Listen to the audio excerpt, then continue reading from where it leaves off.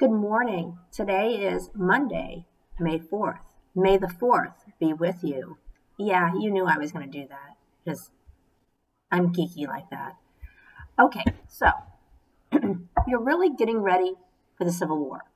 The rest of this chapter actually all leads to the Civil War. These would be the causes of the Civil War. So we'll start with page 439, which is chapter 16, section 2. The birth of the Republican Party. So, last week, we know that we learned about the Kansas-Nebraska Act.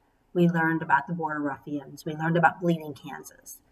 By the way, number 11 on the guided reading from Friday should have actually been Bleeding Kansas. Some of you guys put down Kansas Civil War, which was true. They did call it kind of the Civil War, but the official name of it is Bleeding Kansas.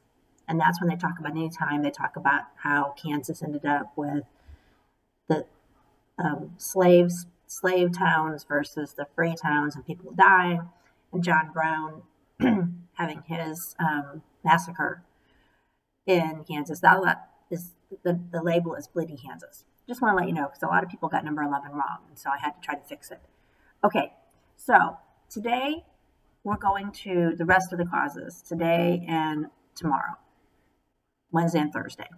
Okay, so these free soilers, the people who wanted slavery to end, along with Whigs and Democrats that wanted slavery to end, all band together, and they make what becomes the Republican Party. Now, this is the Republican Party of Abraham Lincoln. This is not the Republican Party of today. You can't compare the Republican Party of Lincoln to the Republican Party today because they don't have the same platform in any way, shape, or form. You know, one of the big things for Republicans was, at that time, in 1860, was slavery. Well, we don't have slavery now, so thank God. So that's not the platform. So you can't compare the Republicans of 1860 and the Republicans of 2020. I just want to make you aware of that because everyone asked me, didn't they switch? No, they're not the same party. Okay, so in 1854, we're getting ready for the Civil War, and these parties get together and make the Republican Party, and the Republican Party up north dominates. They win 3/4 of the seats in the House. Now in the South, Republicans aren't going to win anything, and this is going to be a divide because in the House of Representatives and the Senate, you're going to end up with all these Republicans that want to stop slavery in the North, and then we have the Southern states that are going to do whatever it takes. They're going to oppose anything that they believe is going to take away their rights to own slaves. Okay, so, and then 1856, the Whig Party, they're torn apart because some of the Whigs are anti-slavery and some are pro-slavery. You know, depending on whether they're North or South, pretty much. And so the Whigs put up a guy named John C. Fremont. And then the Democratic Party puts up James Buchanan of Pennsylvania, which is right there on the border between North and South. And then the American Party, what used to be the Know Nothing Party, they put up Millard Fillmore, who used to be the president. Anyway, so Buchanan wins. And it's very political versus North versus South. And then an important one, very important, very famous Supreme Court justice case comes through, and that's called Dred Scott. It's Dred Scott versus Sanford. Basically, the gist of this one, and I think you learned about it last year in civics, basically is that Dred Scott was a slave. His owner was in the army. He was an officer in the army. So this officer gets sent to Illinois, and he gets stationed in different places. Part of the time is in Illinois.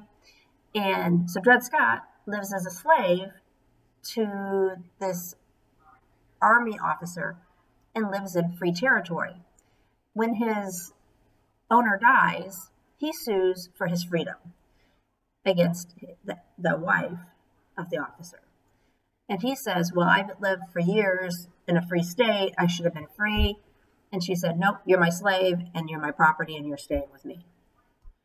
So what happens is interesting. It winds through, it gets to the top, and they say, we're throwing it out. They don't even actually hear the case, but they make a judgment on it. And there were a couple pieces to the Dred Scott decision. The first one is, you're a slave, your property, you can't even sue. That's why we're throwing this out. 2, you are property. And so now an official, this is officially the government saying slaves are property and they're not people. And then they go even further. And remember the Missouri Compromise where Maine came in and Missouri came in together? Maine as a free state and Missouri as a slave state. And that 36 degrees north latitude, 30 seconds technically, that parallel, which is basically between the north and the south today, the Mason-Dixon line basically, that at that point they said anything north would be free, any state coming in later that's south of that would be slave. Well, they throw it out. The Supreme Court says, no, you can't say that. The states can decide, and basically slavery can be anywhere. That's pretty much what came out of it. That was a devastating blow to the abolitionists and to the Republican Party. Reaction to the decision. I know this is going to surprise you on page 441. The anti-slaveries, the Republicans, are devastated. They're upset by it. The South is like, yay, the Southerners, because that has officially, that threw out the whole, slavery can only be in certain spots. Nowadays, it can be anywhere. That definitely gives the people that are slave owners more rights. So it was a huge decision for the South, devastating to the Republicans and the people who wanted to stop slavery. Okay. And that's what you're doing today. Tomorrow, you're going to learn more about Lincoln and Douglas and how they go against each other in the Senate, and we'll talk about that tomorrow. Anyway, have a great day. It's Monday. Way to start off the week. Start off strong. Have a great week, and I'll see you tomorrow. Bye.